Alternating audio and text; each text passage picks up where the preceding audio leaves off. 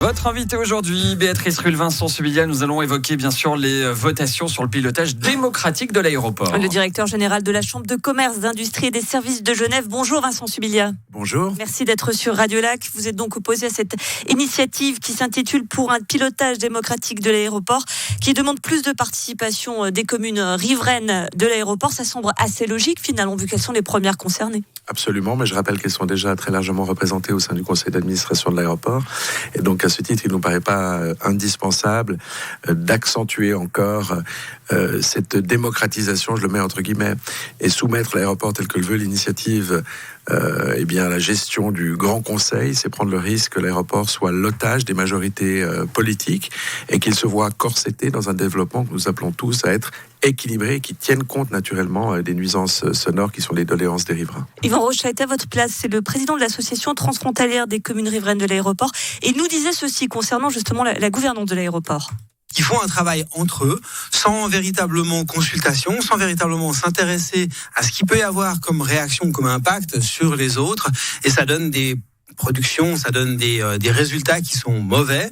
C'est des résultats qui sont conformes à ce que l'aéroport connaît depuis une dizaine d'années, c'est-à-dire un développement extrêmement important, mais un développement qui se fait sans véritablement concertation avec les communes, avec les habitants, avec les questions environnementales non plus. Et là, ça doit changer maintenant, et grâce à l'initiative 163. C'est beaucoup moins démocratique d'après lui.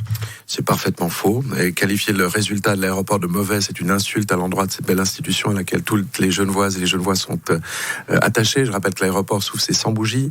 100 bougies, c'est également l'anniversaire de ce qu'on appelle la Genève internationale. Genève, c'est la plus petite des grandes villes. On a un rayonnement qui est inversement proportionnel à la taille. On est un village. C'est même pas uniquement dû à l'aéroport quand même. L'aéroport, dans ce que fut la vision de sa conception, était destiné, elle est toujours, être la porte d'entrée de Genève. Peu de villes de la taille de la nôtre peuvent se targuer de disposer d'un vecteur de rayonnement aussi important que l'aéroport. Mais au-delà de ça, dans les propos de Monsieur Rochat, c'est méconnaître le fonctionnement d'un conseil d'administration dont je rappelle qu'il a à rendre des comptes. Chaque administrateur est investi d'une mission. Yvan Rochat ment sur ce point ? Je ne dis pas qu'il s'agit de mensonge, je dis que c'est une lecture partielle, ou partielle en tout cas de la réalité. C'est oublier aussi que l'aéroport en rend des comptes au Conseil d'État et qui lui-même ensuite en rend au Grand Conseil. Et pour être moi-même député, je peux ici en témoigner. Donc, nier le fonctionnement dit démocratique de l'aéroport, prétendre que c'est un entre-soi, c'est méconnaître la réalité de fonctionnement de ce très bel outil. Cet aéroport, tout de même, ses passagers ont doublé ces 15 dernières années. 17 millions actuellement, 25 millions horizon 2030, 236 000 vols, soit un avion qui atterrit ou décolle toutes les 90 secondes d'ici 2030. On peut quand même dire que c'est infernal. Certainement pas. Et je ne nie un avion pas... qui décolle ou atterrit toutes les 90 secondes, c'est pas infernal ? Je termine ma phrase. Je ne nie pas cette réalité, de même que la douleur générée par les nuisances sonores. Ce que je rappelle d'abord, c'est que les chiffres doivent être nuancés.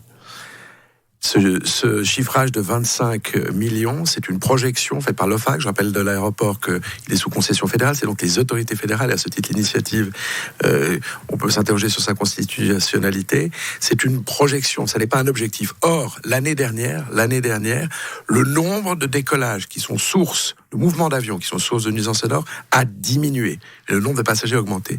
Quand c'est l'OFAC qui le dit, on peut quand même pas les taxer de ne pas être objectif. Je dis de l'OFAC que c'est une projection qui se base sur un ensemble de facteurs, notamment ce que sont les évolutions des aéroports européens. Or, celui de Genève connaît une contraction du nombre de mouvements.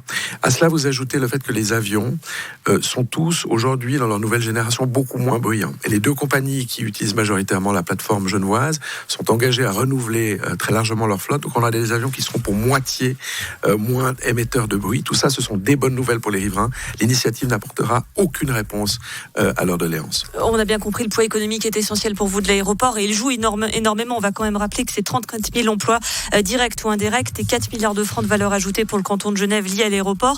Reste qu'aujourd'hui, il y a une vraie prise de conscience écologique, que l'on cherche des nouveaux modèles de développement en limitant l'impact carbone. Est-ce que s'accrocher comme cela à l'aéroport, c'est pas s'accrocher aussi à un modèle du passé ?